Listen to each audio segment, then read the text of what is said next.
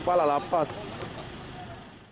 Terlibat perkara korupsi pengadaan lahan makam kuburan, Wakil Bupati Oku sekaligus pasangan dari Koryana Aziz dan kontestan Pilkada Oku yaitu JA jalani penahanan di Rutan Pakjo selama 21 hari ke depan.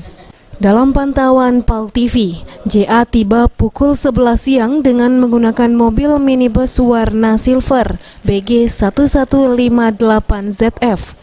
Turun dari mobil, JA yang menggunakan topi coklat dan rompi oranye bertuliskan tahanan KPK langsung masuk ke dalam Rutan Pakjo tanpa memberikan komentar apapun dengan awak media yang menunggu. Menurut keterangan Jaksa Penuntut Umum KPK, sebelum persidangan yang akan dilakukan minggu depan, JA harus menjalani penahanan di Rutan Pakjo sampai adanya putusan dari Majelis Hakim Pengadilan Tipikor Palembang.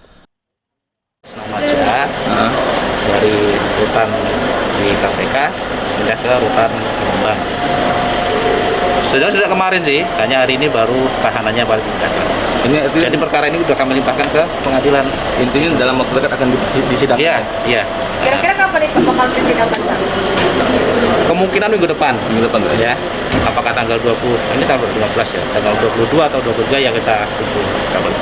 Nah, biasanya seminggu depan sih, seminggu. Rencananya sidang JA akan dilakukan pada tanggal 22 Desember mendatang di Pengadilan Tipikor Palembang.